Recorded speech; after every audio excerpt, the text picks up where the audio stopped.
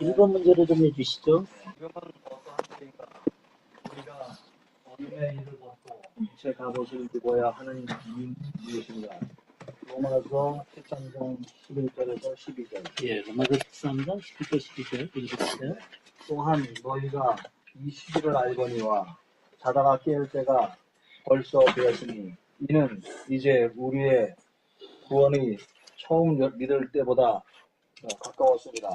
밤은 깊고 낮이 가까웠으니 그러므로 우리가 어둠의 일을 벗고 빛의 갑옷을 입자. 예, 여기 보면은 이제 세 가지가 나오죠. 이 시기를 알거니와 자다가 깰 때가 벌써 됐다. 자다가 깰 때가 됐습니다. 그다음에 이제 우리의 구원이 처음 믿을 때보다 가까웠다.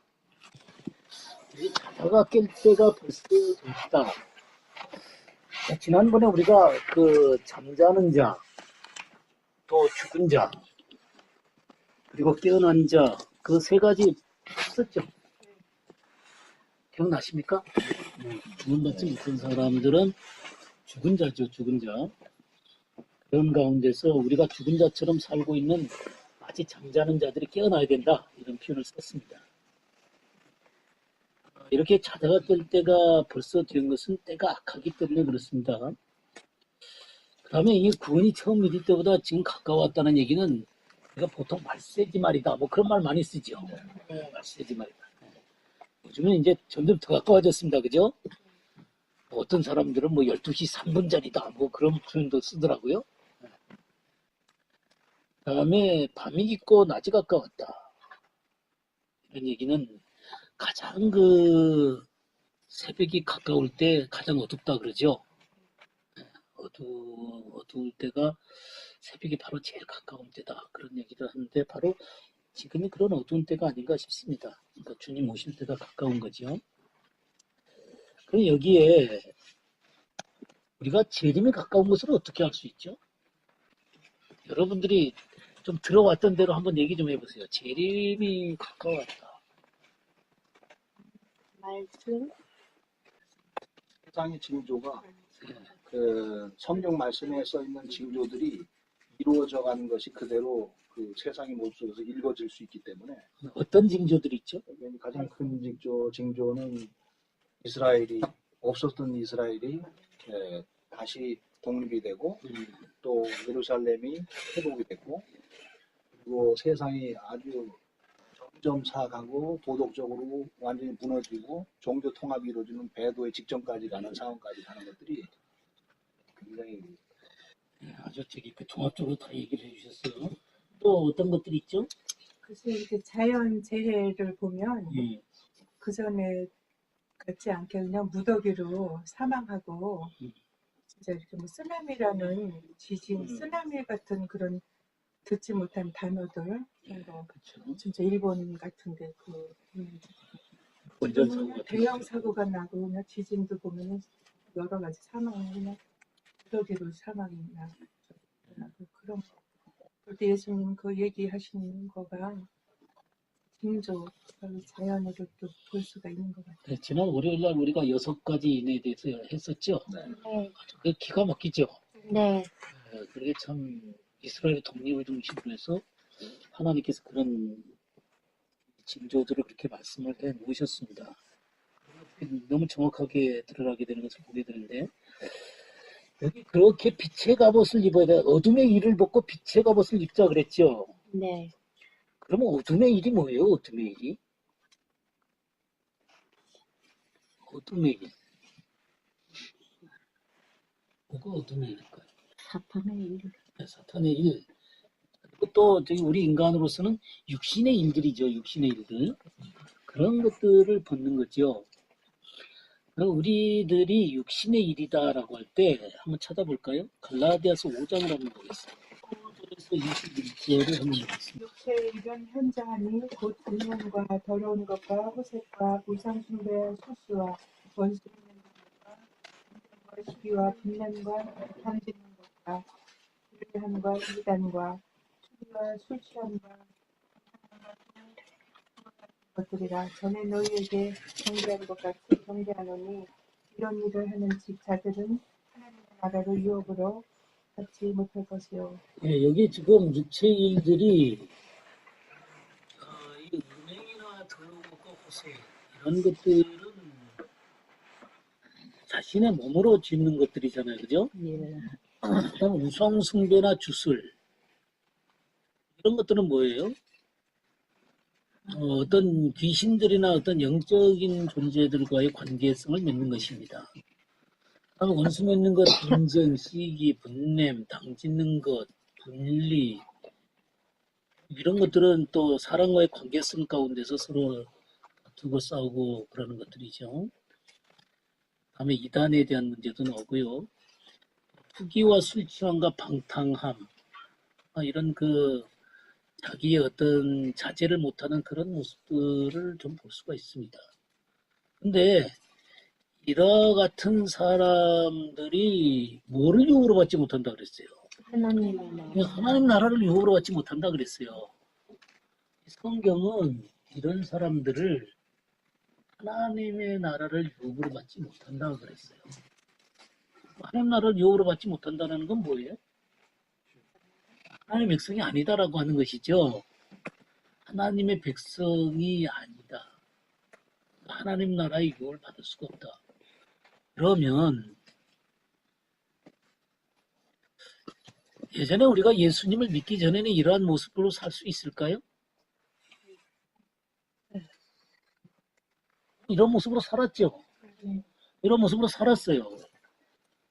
근데 예수님을 만났단 말이에요. 구원을 받았어요. 그럼 구원을 받았다는 게 뭐예요? 흑암의 권세에서 예. 아들의 나라로 옮겼느니라. 그렇죠. 옮겨졌잖아요. 아들의 나라로 옮기진 사람들처럼 삶이 바뀌는 거죠. 안 바뀌면 어떻게 되는 거예요? 넓은 문.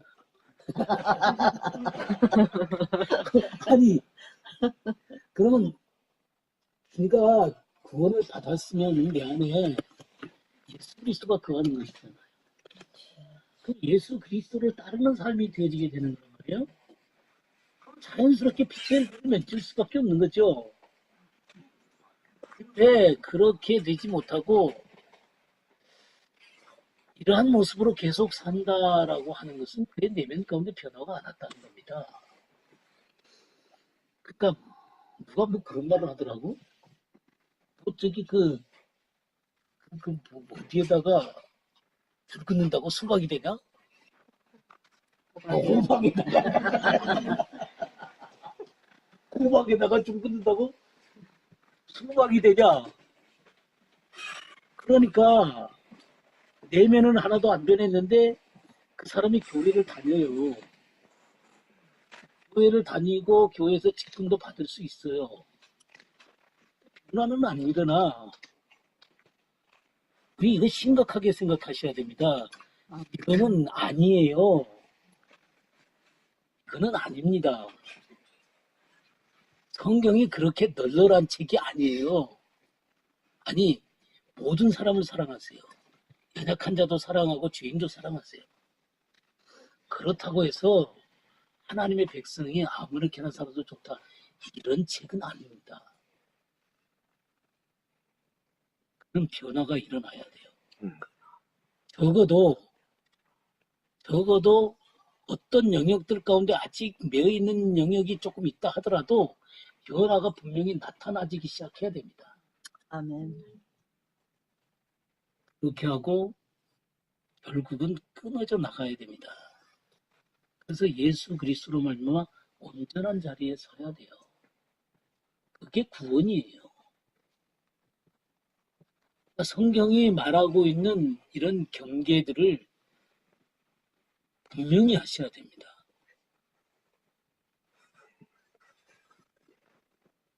그냥 얼버무리면 안 돼요. 그러면 여기 빛의 갑옷이라 그랬는데 빛의 갑옷에 대해서 우리 한번 찾아볼까요? 아까 로마서 13장을 봤었는데 한번 그 13장을 좀 보시죠. 13장 13절 14절. 낮에와 같이 단정히 행하고 방탕하거나 술 취하지 말며 음란하거나 호색하지 말며 다투거나 시기하지 말고 우리 주 예수 그리스도로 옷 입고 정욕을 위하여 육신의 일을 분노하지 말라. 예, 아까 빛의 갑옷을 입자 12절에 그런 말씀이 있었잖아요. 그죠? 네. 그 빛의 갑옷을 입는 게 뭐냐면 우리 주 예수 그리스도로 옷 입는 거예요. 빛의 갑옷이 빛 대신 주님으로 옷 입는 겁니다. 그러면 이 주님과 합당하지 않는 것들이 떨어져 나가는 거죠. 주님의 백성은 주님에 가까울 때일수록 빛의 갑옷을 입어야 된다. 자, 두 번째 보겠습니다. 많이 나오죠? 몇 가지나 되는지 아세요? 읽어보셨어요? 말세에 고통하는 때가 이르리니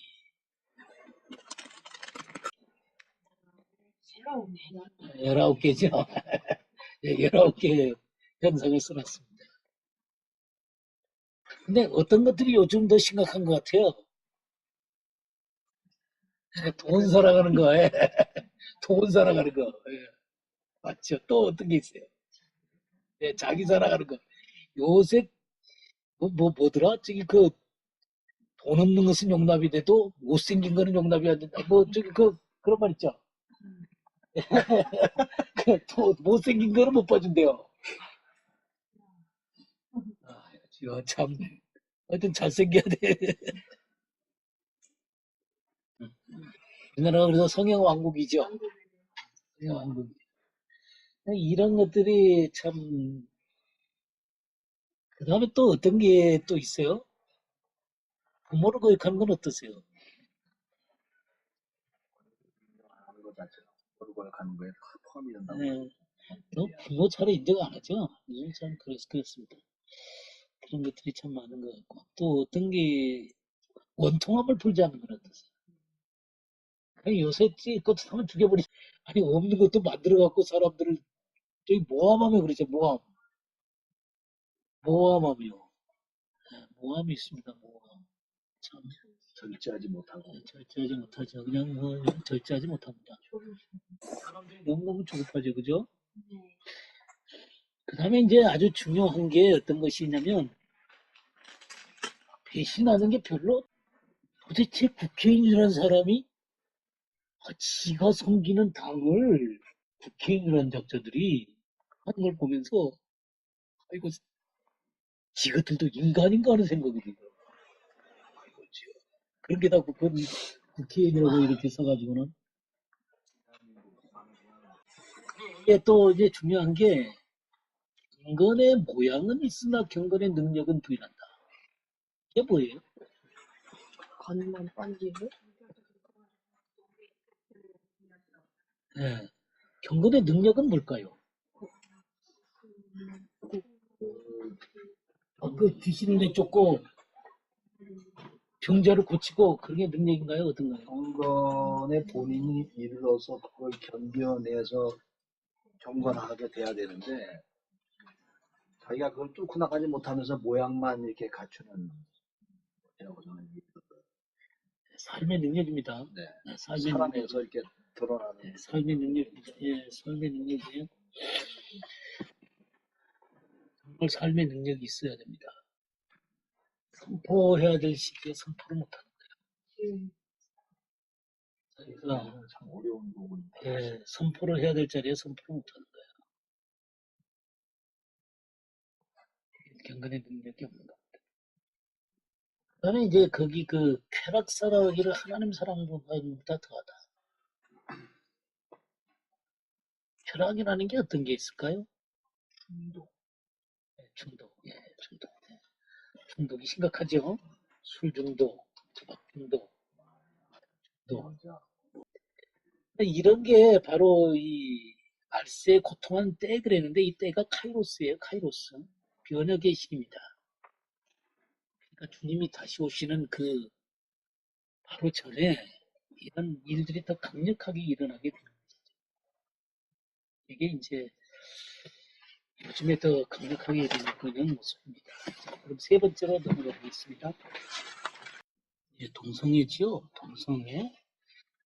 여자가 여자를 한다.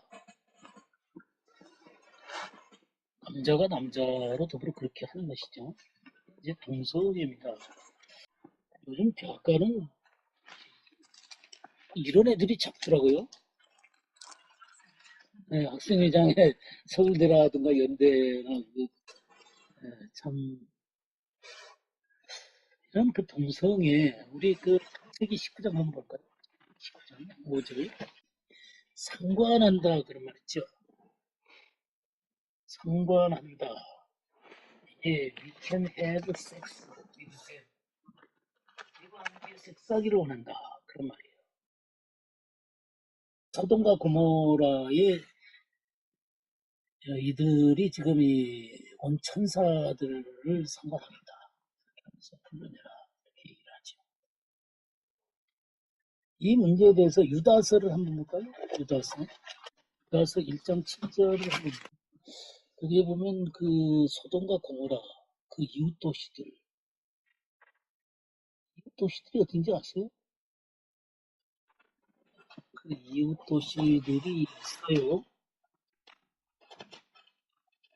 그래가지고 이웃 도시들이 호세아서에 보게 되면 11장 8절 한번 볼까요? 11장 8절에 보면 이 아드마나스보임이 바로 그 소돔과 고모라 곁에 있었던 도시들입니다.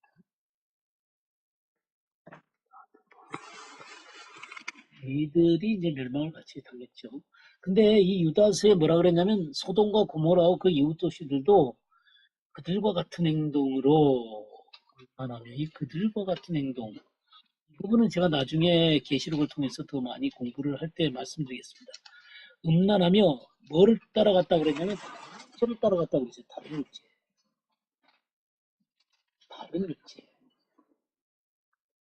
스트레인지 바디. 다른 육체를 쫓아갔어요. 남자가 여자와 관계하는 것은 정상적인 것이죠. 근데 이 다른 육체는 바로 남자가 남자로, 남성의 여자가 여자로, 또 주관, 이 다른 육체로 따라가다가 영원한 불의 형벌을,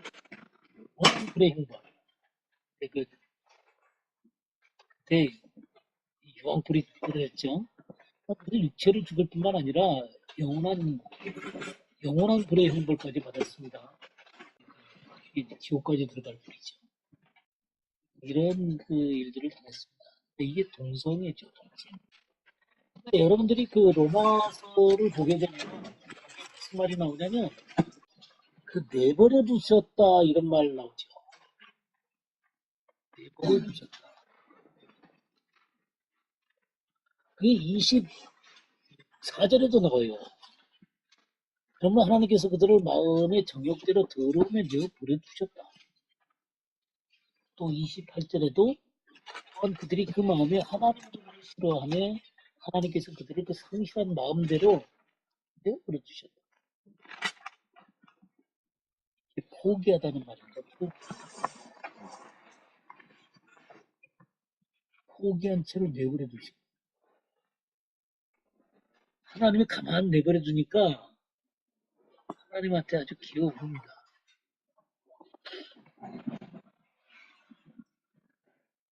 우리가 시편 50편 한번 볼까요? 50편.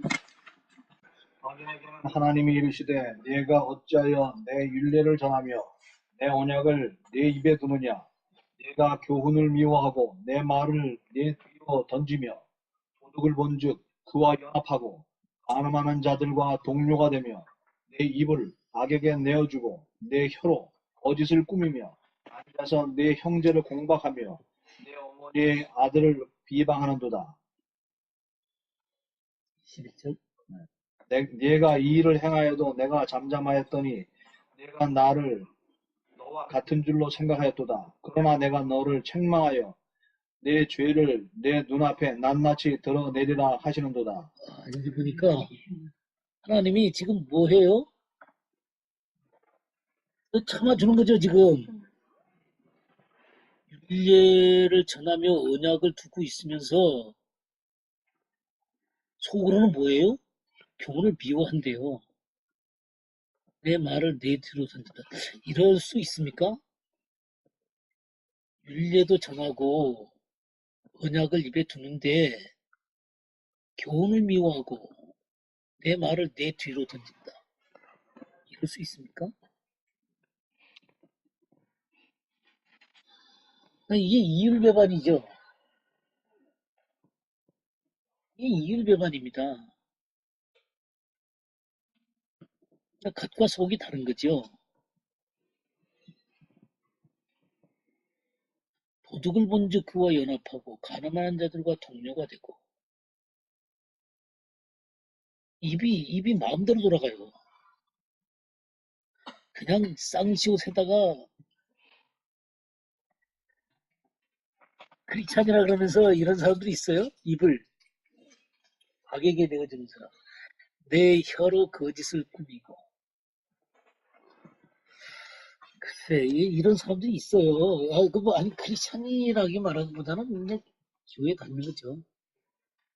사람의 속성이 전혀 이런 것과 무관하다고 자신 있는 사람이 없죠? 볼 수 없죠, 사실. 없죠. 그러나 이제 우리가 그리스도로 말미암아 변화되어졌을 때 이것을 이길 힘이 생기는 거거든요.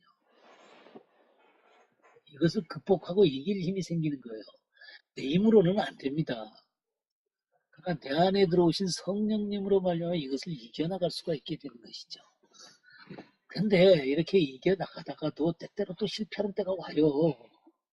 근데 실패를 하면 괴로우셔야 돼요. 근데 그게 뭔지도 모르고 안 괴로운 사람이 있어.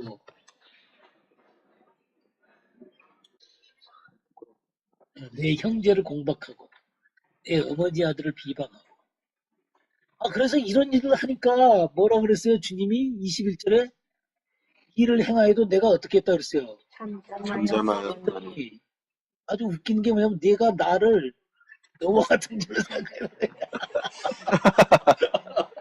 하나님하고 맞먹어 이제. 가만 잡아줬더니 이거 오만의 극치로 가는 거예요. 근데 어느 날 하나님이 내가 너를 책망하여 내 죄를 내 눈앞에 낱낱이 드러내라. 무섭죠? 무섭죠? 이 땅에서 그렇게 드러내면 그래도 감사한 거예요. 회개할 기회가 있으니까. 근데 이게 이 땅에서 드러나지 않고 주님 앞에 가서 드러나면 그때는 지옥이에요. 차라리 이 땅에서 창피당하고 그냥 회개하고 하나님 앞에 바르게 서는 게 낫지. 예, 무시무시한 겁니다. 이런 일들을 하나님이 내버려 두시는데도 그러니까 내버려 두시니까 이제 이 악인들이 이렇게 담대한 것도 좋은데 크리스찬들이 하나님을 쫓는 사람들이 이렇게 악인들을 내버려 두니까 악인들이 막 형통하고 잘 나간단 말이에요. 그러니까 바르게 쫓는 사람이 또 어떻게 해요?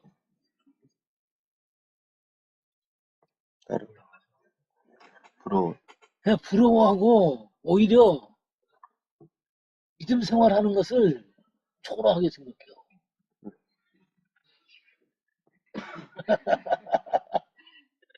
그럴 수 있죠. 네, 우리 한번 볼까요, 그러면? 시편 73편 나옵니다. 13편 1절에서 11절 한번 읽어보세요. 하나님이 참으로 이스라엘 중 마음이 정결한 자에게 선을 행하시나 나는 거의 넘어질 뻔하였고 나의 걸음이 미끄러질 뻔하였으니 이는 내가 악인의 형통함을 보고 오만한 자를 질투하였음이로다.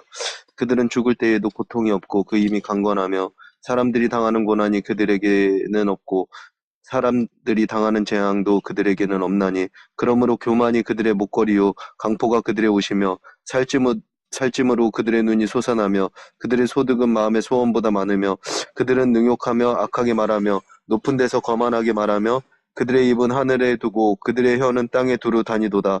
그러므로 그의 백성이 이리로 돌아와서 잔에 가득한 물을 다 마시며 말하기를 하나님이 어찌 알랴 지존자는 지식이 있으랴 하는도다. 이렇게 오만하단 말이에요. 그러니까 이거 오만하니까 참 믿을 뻔했다 그랬어요. 믿을 뻔했다. 그 12절부터 16절 우리 지영자매 한번 더 읽어보세요. 12절부터 16절. 볼지어다 이들은 악인들이라도 항상 평안하고 재물은 더욱 불어나도다. 내가 내 마음을 깨끗하게 하며 내 손을 씻어 무죄하다 한 것이 실로 헛되도다. 나는 종일 재난을 당하며 아침마다 징벌을 받았도다. 내가 만일 스스로 이르기를 내가 그들처럼 말하리라 하였더라면 나는 주의 아들들의 세대에 대하여 악행을 행하였으리이다. 내가 어쩌면 이를 알까 하여 생각한즉 그것이 내게 심한 고통이 되었더니 이 사람들은 막 잘 나가는데 나는 손을 깨끗이 하고 죄를 멀리하고 하나님 앞에 아파하게 가지고 애를 쓰는데 나는 점점 궁색해지고 그 사람들은 점점 잘 나가고 그러니 그 속이 아주 고통스러운 때가 있습니까? 깨끗하게 하고 하나님 앞에 바르게 하려는 게 너무 초라하고 이게 진짜 저기 의미가 있는 거야? 그러니까 하나님 왜 이러십니까? 네, 그러죠. 뭐 그런 때가 있지. 지금 이 사람이 그런 상황이에요.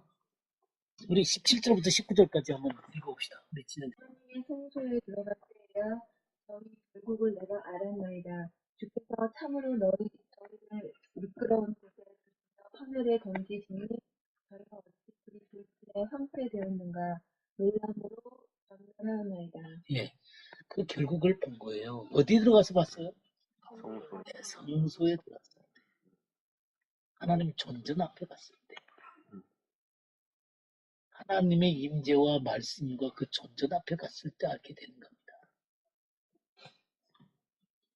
그러니까 우리가 그냥 우리의 지적으로 아니면 상황 속에서 하는 것은 피상적으로 할 수밖에 없어요.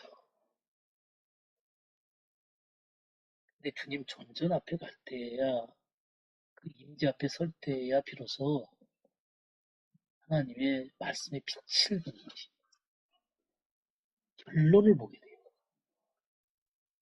결론을 보게 돼요. 우리 22절부터 26절까지 하나님 앞에 설 때 이렇게 분명한 결론을 짓게 되는 것이죠. 근데 그 아까 우리가 로마서를 읽을 때 1장에서 저희에게 그 몸에 뭐라고 표현했냐면 저희 그릇 때문에 상당한 보험을 받았다. 그런 표현이 나오죠. 그들의 그릇 때문에 상당한 보험을 받았다. 그들 자신이 받았다. 이 동성애 하는 사람들이 받는 그 그릇 때문에 대한 상당한 보험이 어떤 것들이 있을까요? 에이즈 같은 것도 줄 수 있죠? 에이즈 같은 것도 줄 수 있습니다. 또 어떤 게 있을까요?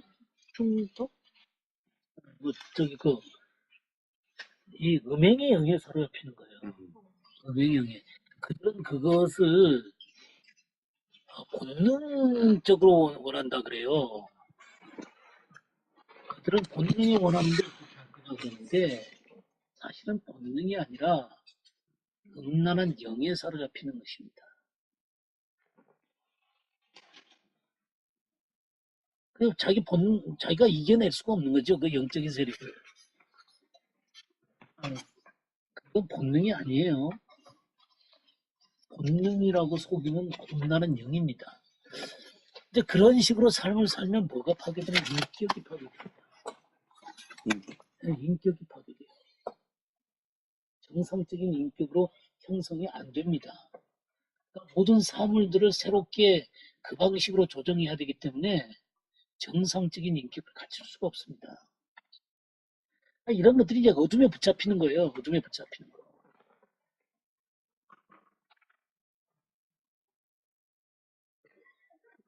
사람들과 정상적인 관계를 맺지 못하니까 거기엔 또 소외가 있을 수밖에 없습니다. 어둠 침침한 삶을 살 수밖에 없어요. 에이즈나 또 뭐 관략근 같은 것들이 끊어준다 그러잖아요. 그런 거야 이제 육체적으로 나오는 거지만 그 이면에서 이미 한 인간으로서 파괴가 되는 것입니다. 그것이 바로 이런 극적인 모습인 거죠. 그러니까 하나님의 질서를 파괴한 사람들의 극적인 모습들입니다. 물론 이 동성애만이 아니죠. 모든 범죄 속에는 이런 것들이 들어있습니다만은 이렇게 하나님과 정상적인 관계를 떠나간 사람들의 모습이 가장 극적으로 표현되는 게 이런 동성애죠. 자, 네 번째 보겠습니다. 이제 마지막 때가 되면서 세상에서 일어나는 문제는 어떤 것들입니다. 마가복음 10장 7절 민족이 민족을 나라가 나라를 대적하여 일어나겠고 곳곳에 지진이 있으며 기근이 있으리니 이는 재난의 시작이니라. 예, 전쟁과 지진과 기근 자연 상징입니다. 그런 것들이죠. 예, 자연재해 그런 것들이죠. 전쟁도 있고요. 제가 이거는 그 지난 월요일 날 제가 그 인에 대한 얘기를 하면서 말씀을 드렸었죠. 네. 예, 뭐 지진이나 해일 같은 또 기근의 문제. 사실 이 기근은 자연적인 이런 기근도 있고 너무 수탈을 많이 하게 되므로 뭐 제3세계의 이 제국주의나 이 문명을 가진 쪽에서 수탈을 많이 해가지고 먹고 살려다 보니까 자연들을 불태우고 뭐 그런 현상들이 많이 생기게 돼요.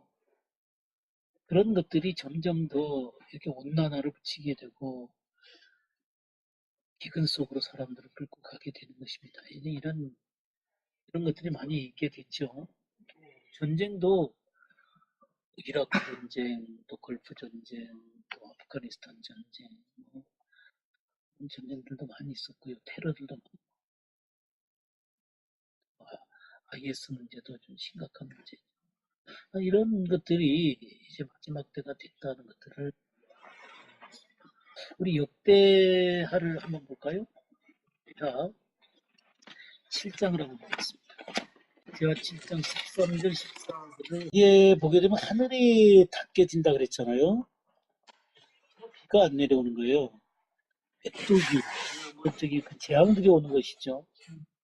소산을 먹어버립니다. 또 전염병이 전염병이라든가 이런 것들이 유행할 때, 그러니까 땅에 이 재앙들이 오는 이런 것들은 그냥 이런 것들이 오는 게 아니에요. 인간의 죄와 관련이 있습니다. 우리 요엘서도 한번 볼까요? 요엘서 1장 15절에서 20절. 15절. 슬프다. 그날여 여호와의 날이 가까웠으니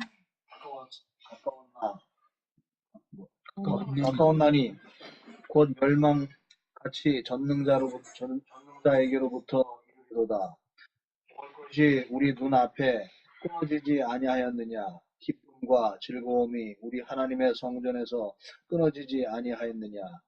씨가 흙덩이 아래에서 썩어졌고 창고가 비었고 곧경이 무너졌으니 이는 곡식이 시들었음이로다. 가축이 울부짖고 소떼가 소란하니 이는 꼴이 없음이라. 양떼도 피곤하도다. 여호와여, 내가 주께 부르짖으오니 불이 목장의 풀을 살랐고 불꽃이 들이 모든 나무를 살랐음이니이다. 들짐승도 주를 향하여 헐떡거리오니 시내가 다 말랐고 들이 풀이 불에 탔음이니이다. 예, 이게 참 슬픈 그날에 대한 그 모습의 묘사인데 이런 것들이 죄로 인해서 온다는 것입니다. 이런 것들이 이제 마지막 때가 될수록 더 심각하게 이 현상들이 이 세상 가운데 일어나게 되는 것입니다. 이런 자연재해나 이런 것들이 그냥 오는 게 아니에요. 사실 엘니뇨라는 게 온난화로 오는 거잖아요. 온난화는 게 나라가 이제 온 세상이 점점 발전되니까 그런 것들이 온난화 현상으로 나타나게 되는 것이고 그런 것들이 인간의 이 탐욕 속에서 이 세상 가운데 자연재해의 모습으로 나타나는 것입니다. 이 마지막 때가 될수록 이런 것들은 점점 심각한 모습으로 이 세상 가운데 진행될 수밖에 없습니다. 자, 다섯 번째 보겠습니다. 네, 재림 전에 어떤 종교적인 현상들이 나타나는가. 데살로니가후서 2장 3절에서 말씀. 누가 어떻게 하여도 너희가 미혹되지 말라. 먼저 배교하는 일이 있고 저 불법의 사람 곧 멸망의 아들이 나타나는 자라는 날이 이르지 아니하리니 그는 대적하는 자라 숨으라고 들리는 모든 것과 숭배하는 듣는 것에 대하여 그 위에 자기를 높이고 하나님의 성전에 앉아 자기를 하나님이라고 내세웁니다. 예. 지금 이게 어떻게 된 상황에서 쓰여진 거예요? 1절과 2절도 한번 읽어주시겠어요? 데살로니가후서 2장 1절이죠.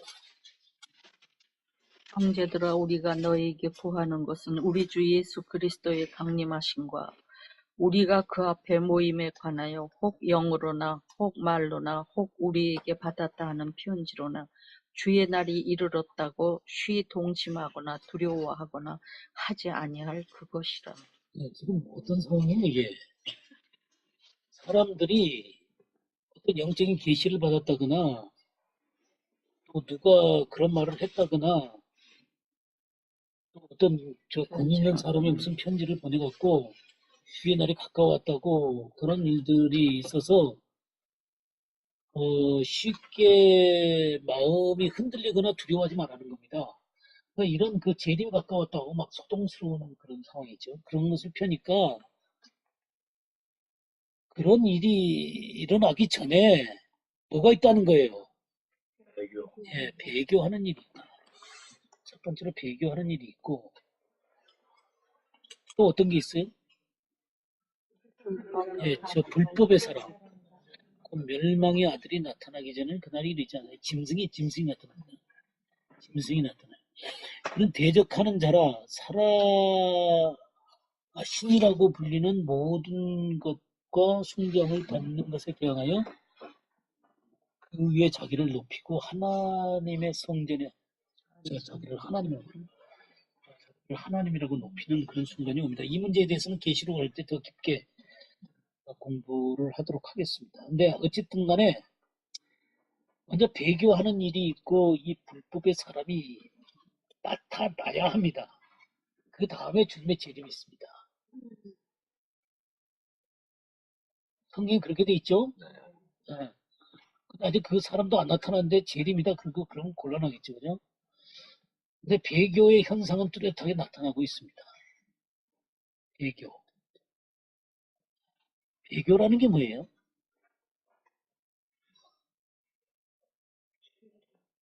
네, 진리를 배신하는 거죠. 맞습니다. 진리를 배신하는 거예요. 그러면 이 진리를 배신한다라고 하는 얘기는 이 사람이 우리의 진영 가운데 있었던 사람이다. 그런 얘기. 우리의 진영 가운데 있었던 사람을 배신하는 거지 배교지. 그 이단들이 배교를 했다. 이게 말이 돼요? 이단이 배교했다. 선생님 맞아요? 아니었기 때문에. 네? 아니죠. 아니, 제대로 된 사람들이 배교를 하는 거지. 떠오르시지. 한 사람이 그 믿음을 갖고 평생을 올곧게 끝까지 지키는 게 쉽지 않은 것 같습니다.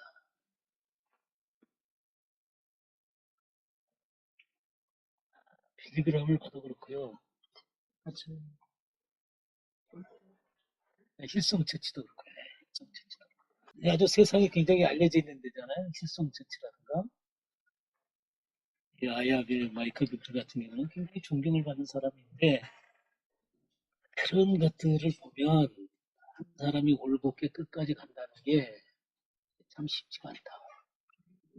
있는 것보다 복음을 전하는 사람 아니야. 그러니까 다른 종교에도 복음이 있다는 식이다.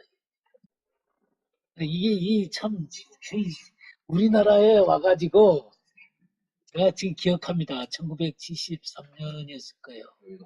의도 원장에서. 그때 이 100만이라는 사람들을 놓고 말씀을 전할 때 저는 그 입에서 칼이 나오는 것을 봤거든요. 그 말씀이 얼마나 권세가 있었는지 수없는 영혼이 그 말씀 앞에서 하나님 앞에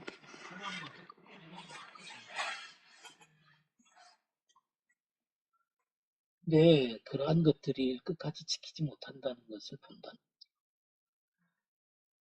그러니까 우리나라의 그 WCC와 관계되어 있는 사람들, 그러니까 조영기 목사님이라든가 다만 목사님,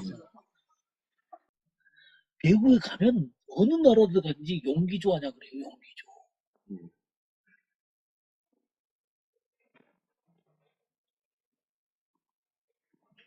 정말 어마어마할 정도로 유명해요.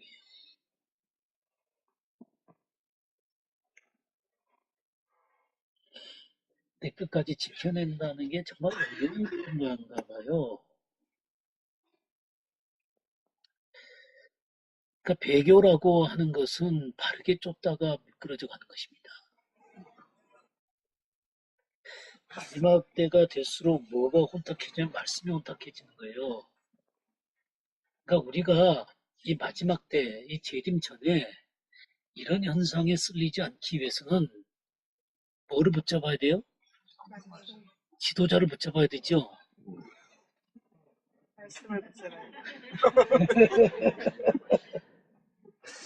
지도자 붙잡으면 곤란해요.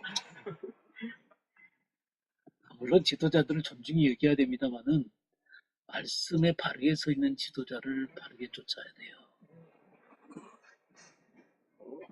말씀이 중요합니다. 말씀이. 우리 아모스서 한번 보겠습니다. 아모스서 8장 11절에서 14절을 보겠습니다. 이게 참 마지막 때를 기가 막히게 묘사를 한 것 같아요.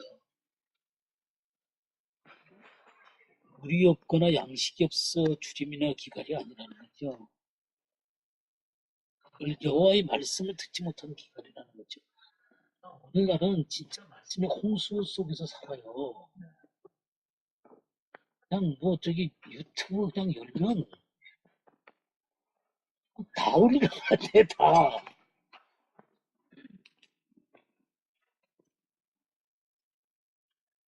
근데 참 말씀이 없어요.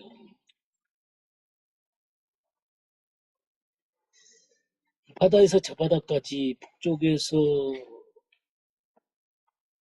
이 동쪽까지 비틀거리며 여호와의 말씀을 구하려고 돌아다녀도 얻지 못한다. 그 말씀을 듣는다고 이곳에도 가고 저곳에도 가고 그래요. 제발 그러지 마세요. 제가 오라 그래 놓고는 아유 저 그러니까 여러분들의 영이 기뻐하는 곳을 가세요. 진짜로. 그냥 귀가 즐거워하는 것이 아니라 여러분의 영이 살아나는 곳을 가세요. 귀로 듣는 거 아무 소용없어요. 귀만 즐겁게 듣는 건요. 여러분의 영을 변화시킬 수가 없습니다. 여러분의 영이 안 변하면요. 혼적으로 아무리 많은 말을 들어도 안 변합니다.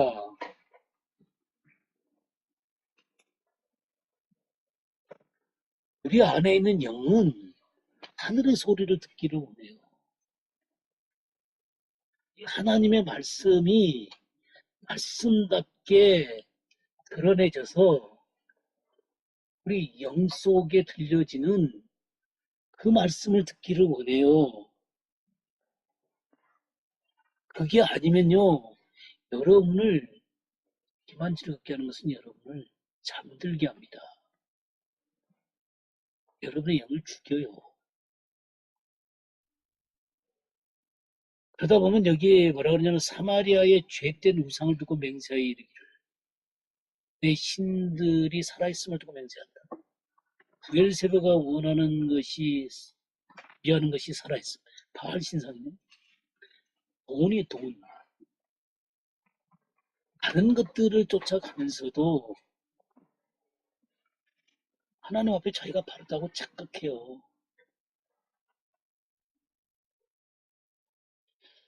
예, 이 참 심각한 얘기입니다.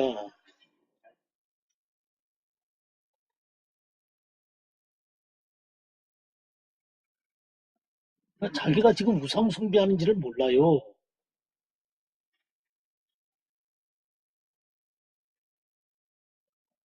자기 속이 적당히 색칠돼 있기 때문에 이게 속에서 뚜렷하게 분별이 안 돼요. 말씀이 없으니까. 살아있는 하나님의 말씀이 없으니까 이게 분별이 안 되는 거예요. 이거는 인간적인 눈이나 인간적인 생각으로 절대로 변화되지 않습니다. 분별되지 않습니다. 눈으로도 볼 수 없고요. 귀로도 들을 수 없고요. 사람의 마음으로도 생각해낼 수 없어요.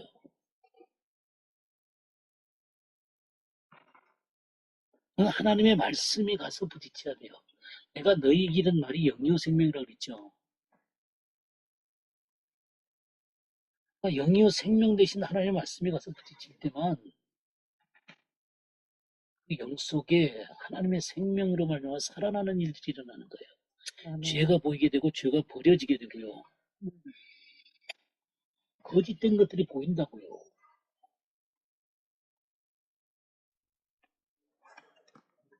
그냥 정말 하나님의 말씀 속에서 여러분들이 깊이 자신을 하나님 앞에 세울 생각들을 바르게 하셔요. 참 중요합니다.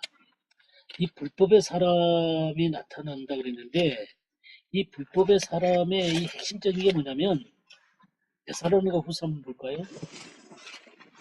데살로니가 후서에 9절에서 12절 한번 보겠습니다. 아주 여기 뚜렷하게 성경이 얘기를 하는데요. 9절에 악한 자에 나타나는 사탄의 활동을 따라 뭐를 한다고요? 거짓 기적과 이게요. 그러니까 이 능력이 나타난다거나 표적과 거짓 기적이 나타나는 거는 이건 하나님의 역사라고 단정하지 마세요. 그러니까 하나님의 역사도 있을 수 있고 성령의 역사도 있을 수 있어요. 그러니까 그런 것 갖고 쫓으면 백발백중 잘못된 대로 갈 수가 있어요. 그러니까 이것과 함께 뭐가 있냐면은 10절에 불의의 모든 속임이라고 그랬어요. 속임수가 있어요. 이 속임수라는 걸 뭘로 분별하냐면 진리의 사랑을 받지 아니하여 구원함을 받지 못합니다. 이 진리의 사랑을 받지 않는다 그런 표현이 나오죠. 다음에 12절에 진리를 믿지 않고 불의를 좋아하는 모든 자들로 하여금 심판을 받게 하는, 그러니까 진리와 상관없이 한단 말이죠. 거짓 것을 믿게 한다. 그러니까 바른 진리 가운데 서 있을 수 없도록 만드는 불의의 속임. 진리를 왜곡시키는 것이죠. 진리를 왜곡시키면 안 되는 겁니다. 이게 진리인지 아닌지를 어떻게 알아요? 말씀을 들어보고 신성과 실현없인 것을 그러니까 이 말씀을 그 말씀을 제대로 알아야 돼요. 그렇죠. 예, 분별할 줄 알아요. 예, 말씀을 제대로 분별할 수 있도록 말씀을 알아야 돼요. 근데 이제 요즘에는 제일 어려운 게 어떤 거냐면 제일 어려운 게 말씀을 전해요. 똑바로 전합니다. 근데 삶은 일치를 못해. 그러니까 말씀은 바르게 전해지는데 안 변해요. 열매를 보면 안 변하게 가르칩니다. 교회 안에서 말씀을 제대로 전하는 것 같은데 하나님 말씀 앞에 직면하지 않게 해요.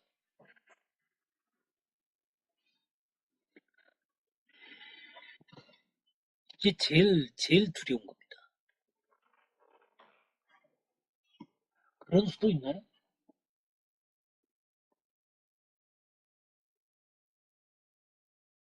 말씀이 제대로 전해지는 것 같은데 나를 하나님 앞에 딱 세우지를 못해요. 여러분들이 정말 깨어 있으셔야 됩니다. 깨어 있으셔야 돼요. 이 말씀을 공부하는 중요한 이유가 여러분들이 오셔가지고 말씀을 공부한다, 성경 공부한다라는 그런 마음보다도 정말 하나님 앞에서 내가 깨어있는 자로 서겠다라는 마음 자세로 이 공부에 임하셨으면 좋겠어요. 아멘. 예, 그렇게 임하시기를 바랍니다.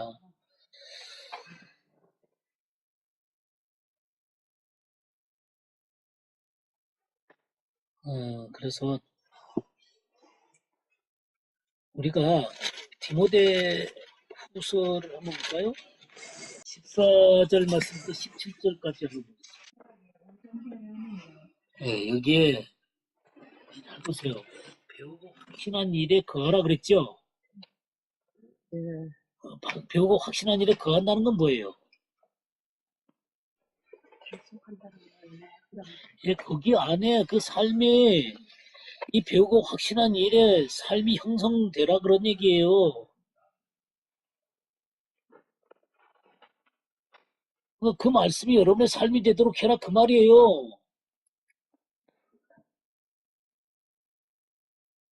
배우는 거 머릿속에다 간직해라 이 소리 아니에요.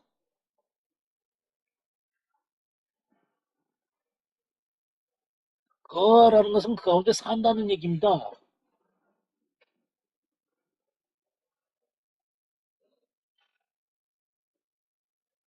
내가 누구에게서 배운 것을 지금 누구한테 배웠죠? 이 디모데가? 예, 먼저는 어머니, 저기 외할머니, 유니스와 로이스와 유니게. 예, 그 할머니 로이스와 어머니 유니게한테 배웠어요, 먼저. 그 다음에 또 바울한테 배웠죠. 예, 이렇게 삶 속에서도 배우고 바울한테서도 배우고 참 정말 이 사람은 굉장히 복된 사람인 것 같아. 그 어려서부터 성경을 알았나니 성경은 능히 너로 하여금 그리스도 예수 안에 있는 믿음으로 말미암아 구원에 이르는 지혜가 있게 하느냐. 여기 보세요. 구원에 이르는 지혜 그랬어요. 구원받는 지혜가 아니라 네.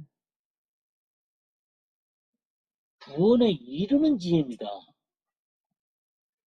그리고 그 당시에는 신약 성경이 있었어요, 없었어요? 없었어요. 그 당시에는 구약 성경밖에 없었습니다. 구약 성경을 통해서 구원에 이르는 지혜를 갖게 하는 거예요. 구원이라고 하는 것은 우리가 예수님 믿으면 구원받았다라는 얘기를 하는데 그게 시작이에요. 구원에 이르는 완성까지 가야 된다 그 말이에요. 여기 어떻게 표현되어 있냐면 16절 17절 보세요. 모든 성경은 하나님의 감동으로 된 것으로 교훈과 책망과 반대함과 의로 교육하기에 유익하니 이는 하나님의 사람으로 뭐 어떻게 해요? 온전하게 되며 모든 선한 일을 행할 능력을 갖추게 하렵니다. 이거 여기까지 가야 되는 거예요. 이게 구원이에요, 이게. 구원받았다 그러면 예수님 믿고 죄사함 받았다. 이게 다요, 이게 다.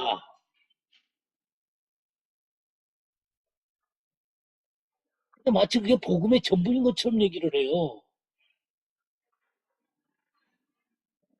그러니 성도들이 잘할 수가 없죠.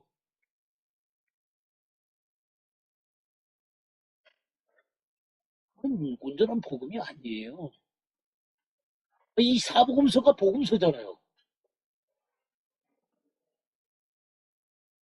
사복음서 뭔 책이에요?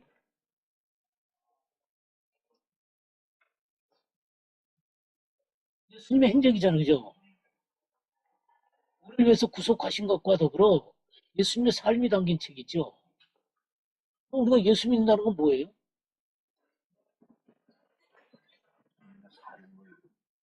구속받은 자로서 예수님의 삶을 이뤄내는 게 예수 믿는 사람이죠. 예수를 따르는 사람이죠. 그게 복음이에요, 그게. 근데 왜 저기 예수 믿으면 구원받다, 그리고 죄사함 받은 게 다 복음 전부가 돼버렸어. 복음에 하나도 능력이 없어. 여기 보세요. 여기 디모데후서 3장 17절 보세요. 이는 하나님의 사람으로 온전히 하며 모든 선한 일을 행할 능력을 갖추게 하리니. 이게 말씀이라는 거잖아요. 길목에 서놓고 다 막아놨어. 길목에 세워놓고.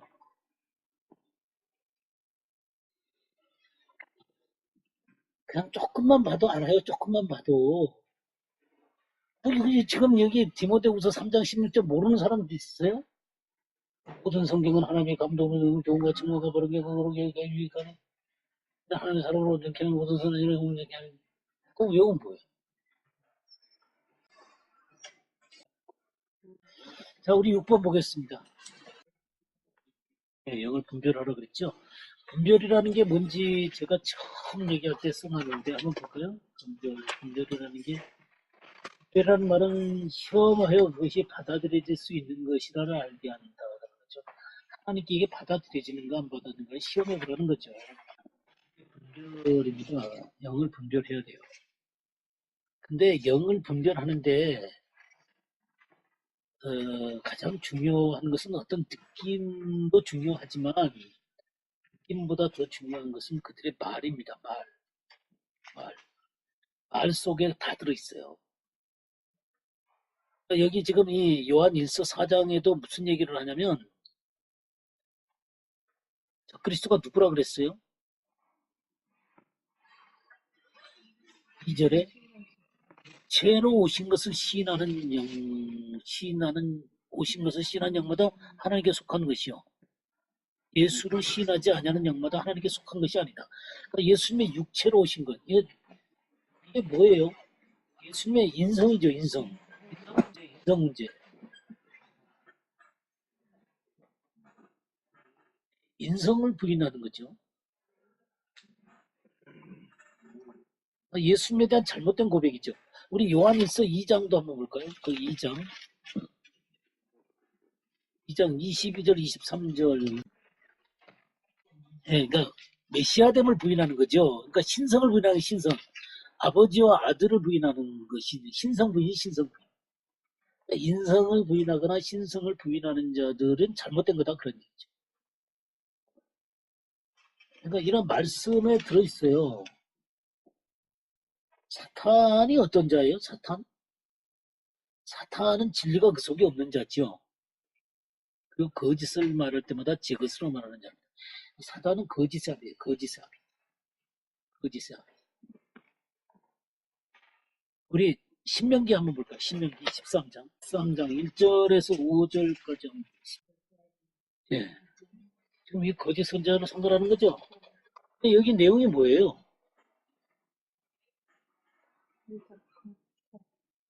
꿈꾸는 자가 일어나서 이적도 베풀고 기사도 베풀고 막 여러 가지 막 기사가 이루어지고 막 그런 일들이 일어난다 그러잖아요. 그죠?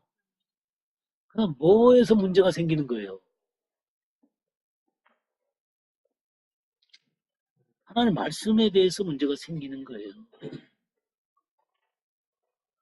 4절 너희는 너희 하나님 여호와를 따르며 그를 경외하며 그의 명령을 지키며 그의 목소리를 청종하며 그를 섬기며 그를 의지하며 그렇죠. 명령하신 도에서 너를 깨어내려고 말하였다.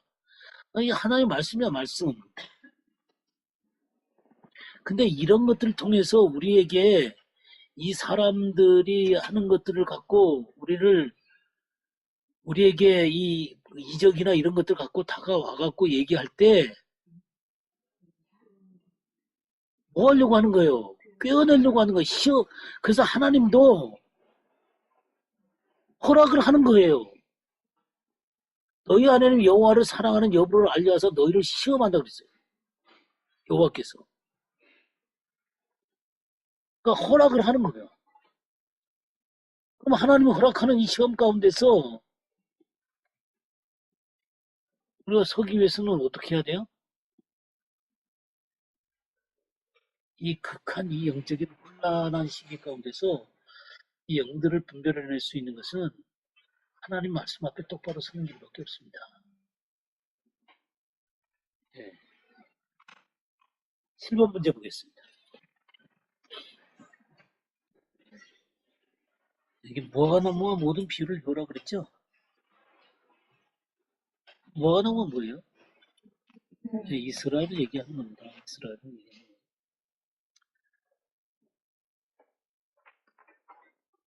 예. 싹이 나면 그러니까 이스라엘이 독립을 하면 그런 얘기예요. 이거 보고 여름이 가까운 줄 알아. 이 여름이라고 하는 것은 히브리어로 카이츠입니다. 카이츠.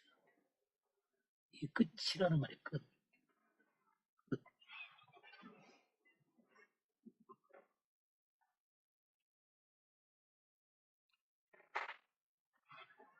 그 다음에 그 24절도 보면 21, 24절 네, 맞죠? 24절. 거기에 보면 그들이 칼날에 죽임을 당해 모든 이방에 사로잡혀가 있고 예루살렘은 이방인의 때가 차기까지 이방인들에게 밟히니. 이 말이 뭐예요? 이방인들에게 밟혀온다는 거죠. 언제까지요? 이방인의 때가 차기까지. 하나님이 이방인들을 향한 때가 찰 때까지 이 예루살렘이 이방인들에게 짓밟혀 왔어요, 사실은. 사실은 이방인에게 붙잡혀온 시절이 거의 한 2500년 됩니다. 그러니까 바벨로니아에서부터 시작해가지고 또 페르시아, 그다음에 또 헬라, 로마,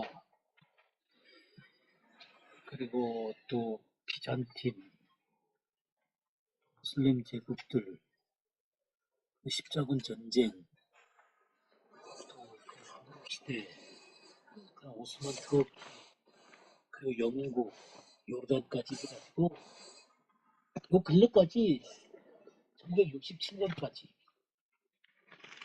지금도 온전하지는 않아요, 사실은. 지금도 온전한 건 아니지만 1967년 6.1 전쟁 때 이렇게 그 회복이 됐잖아요. 그래갖고 수복되자마자 그들은 예루살렘을 수도로 선포를 합니다.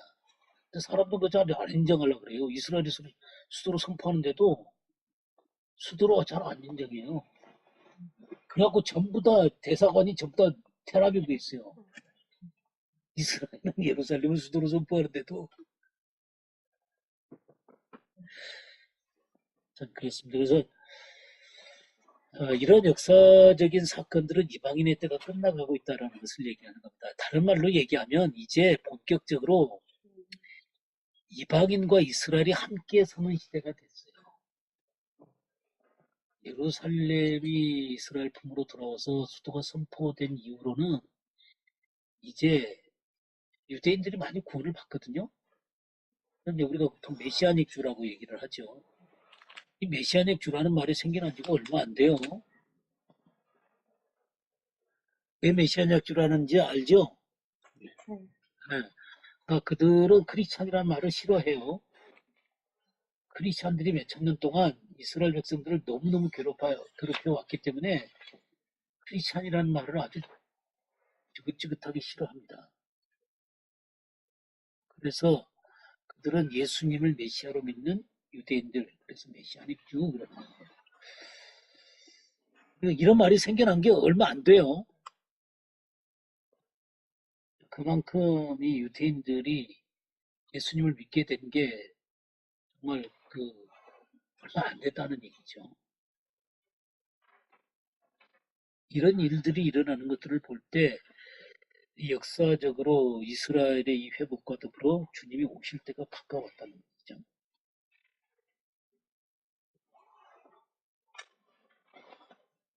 전 제가 이제 참 어려웠던 게 뭐냐면 이스라엘의 선교사로 가기 전에 제일 어려웠던 부분이 뭐였냐면은 홀로코스트였어요. 홀로코스트 600만이 죽은 이 사건들을 보면서 저렇게 그 비참한 일들을 당한 저 민족의 저 홀로코스트를 내가 당한 저 사람들한테 좋은 얘기를 하겠다고 내가 가서 이스라엘에 갈 수 있냐. 그래가지고 참 하나님은 가라 그러는데 어떻게 될 바를 모르겠더라고요. 근데 나중에 이제 주님이 저한테 가르쳐 준 게 이 홀로코스트의 의미, 바로 이 홀로코스트가 이스라엘 백성들이 독립하게 된 근거나 이 독립하게 된 주된 원인이라는 거죠. 이 600만이 죽고 났을 때, 이 전쟁이 딱 끝나고 나니까 이 열국들이 이 죽은 이 이스라엘 백성들한테 빨리 얘네들 독립시켜갖고 얘네들 문제를 덮기를 원했어요. 독립을 시킨 거예요. 그리고 이스라엘 백성도 자기네들이 안전히 거할 수 있는 곳은 하나님이 약속한 땅밖에 없다 그래가지고 세계에서 다 그러고 독립이 이루어진 거예요. 이 홀로코스트라는 것은 이 죽음 가운데서 이스라엘이 일어난 거예요. 마치 예수님이 십자가를 통해서 부활의 영광을 볼 수 있었던 것처럼 이스라엘 백성들은 이 죽음과 같은 홀로코스트를 통해서 한 나라로 이스라엘 가운데 등장을 한 겁니다. 네, 그런 의미를 갖고 있는 것이죠. 그런 것들은 절대로 이제 뽑혀나가지 않을 것입니다. 우리 아모스서 한번 보겠습니다. 아모스서 9장을 보겠어요. 아모스 9장을 보고 11절 말씀부터 15절까지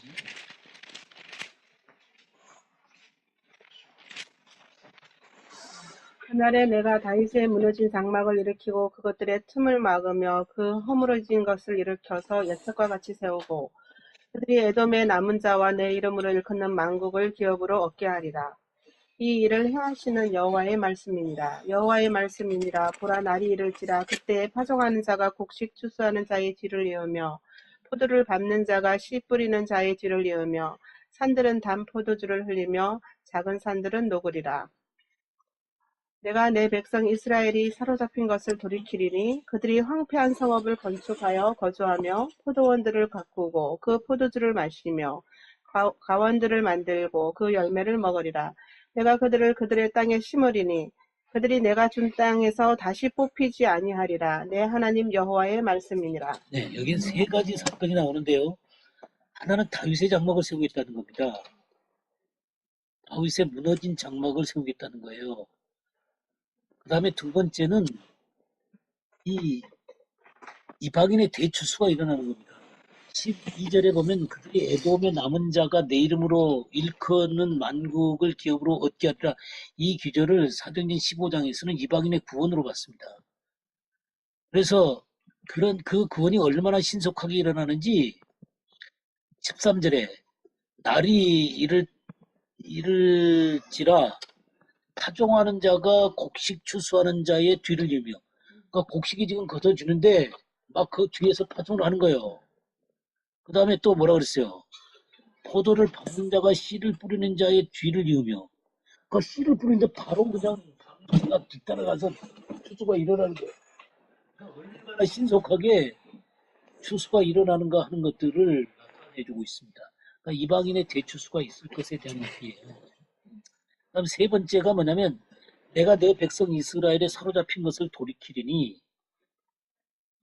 그들이 황폐한 성읍을 건축하여 거주하며 포도를 가꾸고, 그러니까 이게 돌아와가지고 다 이렇게 바꾸는 거예요.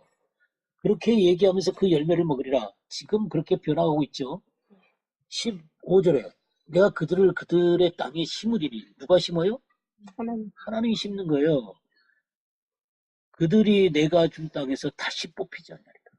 절대로 다시 뽑히지 않는다는 거예요. 그러니까 이 일들이 지금 이루어지고 있습니다. 그 일들에 다윗의 무너진 장막이 일어난다 그랬는데, 이 다윗의 무너진 장막이 일어난다라고 하는 것은 뭐냐면 우리 주님이 오셔서 하나님의 왕국, 메시아 왕국, 다윗 왕국이 서는 거예요. 새롭게 섰다는 것을 얘기하는 것이고요. 그리고 이제 또 이 다윗의 장막의 또 하나의 부분은 이제 예배의 회복이라고도 말할 수 있는데요. 마지막 때는 예배의 회복이 나옵니다. 정말 하나님의 신부들로 말미암아 하나님만 쳐다보는 예배가 나오는 거예요. 이 예배 회복과 이방인의 재추수와 이스라엘 회복이 마지막 때 일어나는 거예요. 이런 일들이 일어나게 될 것입니다. 그래서 이런 것이 재림 때 일어나는 역사적인 사건들이죠.